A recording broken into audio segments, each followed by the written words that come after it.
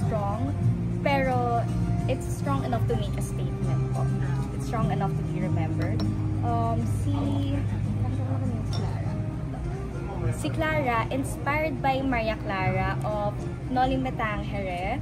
So, si Maria Clara, we all know that dalagang Filipina talaga siya. Sweet, makajos. So, ayun, masunurin sa mga magulang. So, I imagined her scent would be something floral and fruity at the same time. Kumbaga, a scent na hindi ganun ka-strong. Kumbaga, it's mild, but at the same time, madali mong maaalala. Kumbaga, ay parang naalala ko pa rin siya, ganito, ganyan. So, ayun.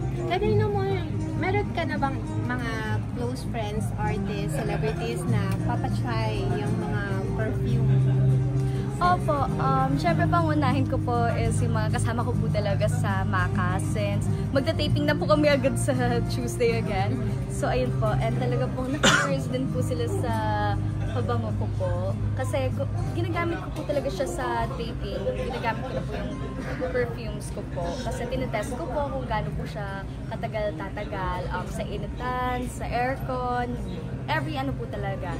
Every time na may events po ako, ginagamit ko po siya. So, nakikurious po sila ang bango raw. And, ayun, kaya po sila po yung una kong pagtatryan po. Saan makikita yung products? Saan nila mabibili? Sa TikTok Shop, Shopee, and Lazada po. So, just search Halia by Elijah Alejo po. May chance ba na makita to sa mga mall, sa Watson, sa mga... Kapag, ano po, kapag sumuper lakas po talaga siya online, then may possibility po. Pero as of now po, ang focus po talaga is online shop po. Online e-commerce. Okay. Can you just say hi, Pancake Show? Okay lang if paano. Bakit Halia yung napili mong name? Okay, so Halia po kasi Bicolano mythological goddess of the moon po siya. And ako po, I personally love the moon. Hindi ko po alam, pero kasi super mysterious po ng moon. Pero at the same time po, super ano niya po, super serene, super luxurious po. So, ayun. And, syempre po, Halia, aside from being the moon goddess po, she's also a brave warrior. Actually nga po, ang story is, siya po yung kumalaban po kay Bakunawa when the serpent threatened to devour the moon po. Nice mythology pala. Yes po, Bicolano mythological goddess po siya. I'm sure na-explain mo na kanina. Forgive me, I have to ask again. Yes, it's okay. Why scents? Why scents? Actually po kasi ako po personally, mapili po talaga ako sa perfumes. And since iba't iba naman po tayo, yun ang ugali, iba't iba po ng preference pagdating po sa scents. So I want to accommodate those scents po talaga. This is your, ikaw lang to mag-isa or you have friends who are working with you for the brand? Hindi lang po. At the age of 20, yes. Hindi ka ba natatakot? Actually po, honestly, natatakot po talaga ako. Kasi syempre po, it's a new world eh. At the same time, hindi naman po ako, yung course ko po, it's not marketing or whatsoever na may kinalaman po talaga sa business. So, ang layo po talaga ng tinakbo bigla ng course ko. Kumbaga po, ang pinaka-experience ko lang po sa marketing is yung pagiging artista ko po. So, ayun, it's really a new world for me po. And at the same time po, challenging po talaga siya. Nakakatakot, pero kumbaga andun po yung excitement. Andun po yung excitement na mapupulfill ko po yung dream ko po. Gano'n na to katagal? Yung planning stage, yung, you know, you have to talk to yourself. Kailangan ko nang simulan to. Gano'n, is it years or mabilis lang for you? Actually po, mabilis lang siya. Yung sa ideas po talaga yung nagtagal. Pero nung kumbaga na-finalize na po yung ideas, actually last month lang po na-finalize yung idea. So, pagka-finalize po na idea, ferment po agad ng perfumes, then photoshoot po agad, then inantay lang po na makalabas po yung photos and the videos, then brand launch na po agad. Okay, if you have to describe your career, your life in general, isama na natin yung love life. Pero kung anong klaseng scent siya, how would you describe it? Scent? Laura po talaga. Why? Kasi it's not strong pero maaalala po talaga. So, memorable. Yeah, it's really memorable and kumbaga po simula pa lang po nung naano po to, nung kumbaga ideas pa lang, si Laura na po talaga yung ginagamit ko. So, every time na gagamitin ko po si Laura, maiisip ko po yung year 2025, which is kumbaga po, this is, for me this is my year po. Kasi, projects and yung school, yung studies ko, and yung school business pala. po. Ang dami mong ginajuggle. Yes po. Anong sa advice ng parents mo about this one? Anong take away nila na talagang pinaghahawakan mo? Kasi po, pagdating naman po dito, since ako po yung breadwinner po, hinahayaan din po ako nila mommy kung ano po yung gusto ko. May tiwala naman po sila sa akin kasi yes po, nag-enjoy po ako minsan, lumalabas po ako with my friends, pero alam ko po yung priorities ko. Alam ko po na dapat po makapagtapos ako, alam ko po na dapat po meron po akong income, so may tiwala po sila sa akin. Aanuhin lang po nila kapag tingin po nila it's not bagay for me, or kaya po, kasi pagdating naman po sa hindi kakayanin, alam po nilang matigas yung ulo ko. So, ayun po, kung ano po nilang pangit or hindi po ako magbe-benefit, sasabihin po talaga nila sa akin na wag. Pero kung okay naman po, as long as kaya ko raw po. Ano yung challenge so far? Na pinakamalaking challenge or number one challenge na na-meet mo in building this business so far? Yung ano po talaga, yung pagbebenta po. Kasi ang target po talaga namin is online e-commerce. So we know TikTok na, shop, I mentioned earlier. TikTok shop, Shopee, Lazada. We all know na malakas po yun now. Pagdating po sa mga cosmetics, sa mga damit, sa mga anything po na kumbaga sa photos pa lang makikita mo na physically.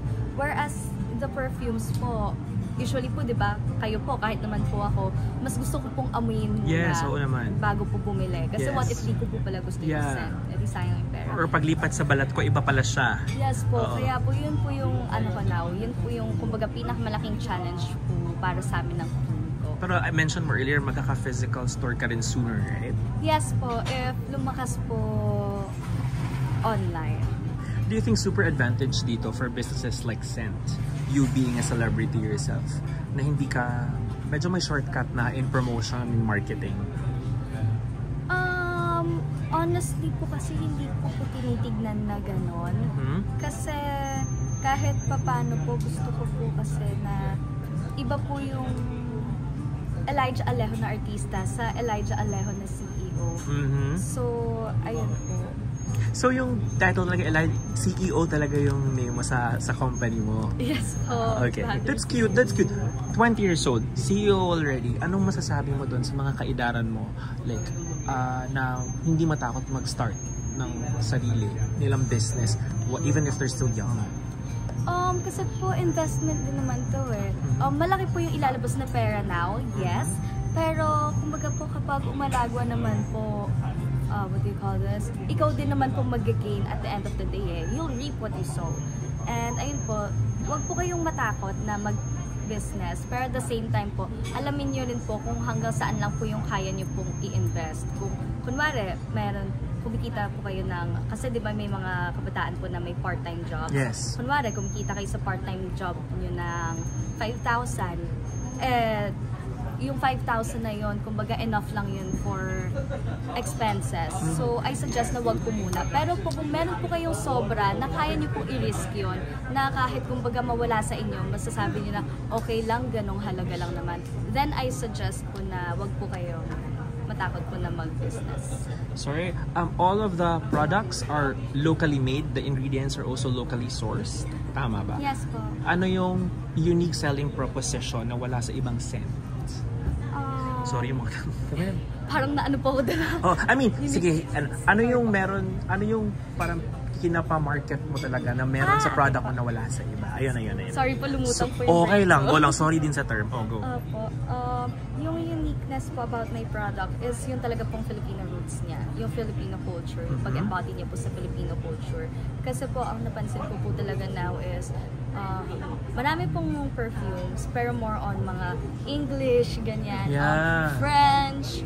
So, I opted po talaga na something Filipino. Kumbaga, something po na kapag sinuot po ng mga tao, ng mga buyers is kumbaga parang, ay, Pilipino may gawa nito. And ang aim po talaga is maging known po ang Philippines locally and globally. So through this scent, through this brand, I hope po na makilala po ang Philippines sa sa perfume market. So paano makikita ka pa din naman magla-live selling ka rin sa TikTok? Actually, later po. Later? Magla-live na po ako. Okay. Ano yung mga pinakamagandang reactions na nakuha mo so far sa product? Sa product po, tumatagal po talaga siya. Like, kahit po sa lasting. Yes po, kasi po yung yung asawa po ng handler ko, sinamahan niya po kasi ako one time sa sa isang event, tapos nasa initan po talaga kami. Tapos kumbaga ang pinagamit ko po sa kanya yung perfume kasi hindi ko naman po matatry yung men's perfume sa akin, even po sa mom ko. So ayun po, talaga po pinagamit ko po sa kanya para matry niya po, para matry namin. And during the whole time po, that was 2 PM to 4 PM, so talaga pong super init. Pero nagsistay pa din? Nagsistay pa rin. Matry nga. Yes po, ang ginamit niya po nun is yung Ibarra. Tapos po ako naman po, pati po yung mom ko nagugulat.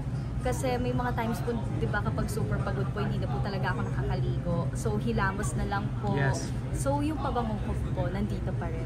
Tapos po, one time po, ginigising po ako ni mami. Ni, nagpabango ka ba? So, nandyan pa rin talaga? Opo, kahit po ako nagulat kasi parang, ano ba? Literal po nakakagising ko lang po, may muta-muta pa po ako. So, ayun po, so long lasting po talaga siya. Congratulations, Elijah.